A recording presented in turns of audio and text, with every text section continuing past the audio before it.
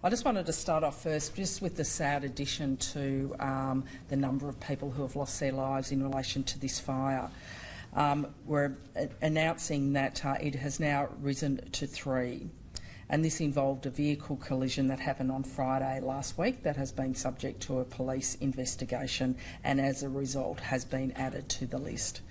Forest Fire Management Victoria firefighter Matt Kavanagh was on duty when he and his colleague were involved in a 2-vehicle crash on the Goulburn Valley Highway.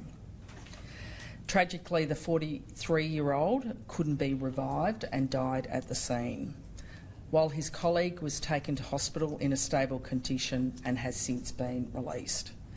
Our thoughts are with Matt's colleagues and family, including his wife and children, Jude, his wife, Reuben and Kate, his children.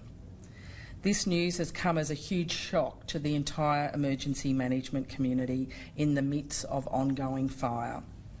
Staff are being supported through that process.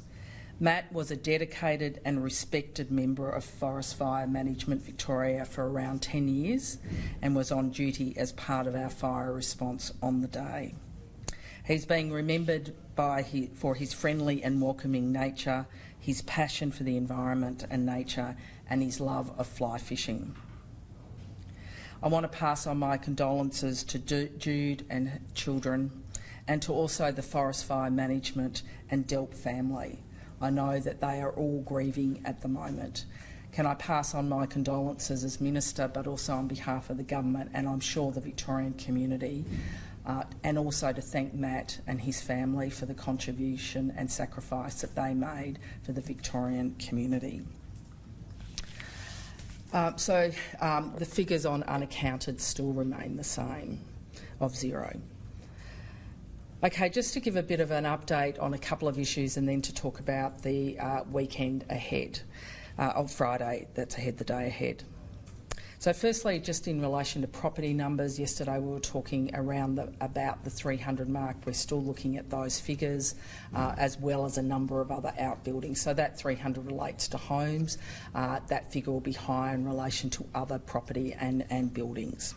In terms of the Mallacoota community, those who have been wanting to leave, so every person who has registered as at today has now left Mallacoota. There is no one as at yet, and people just note that people are continuing to reassess their situation and will continue to do that. But everyone who is registered to leave has been able to leave either through the air, a small number through the air, or the large number through the ship.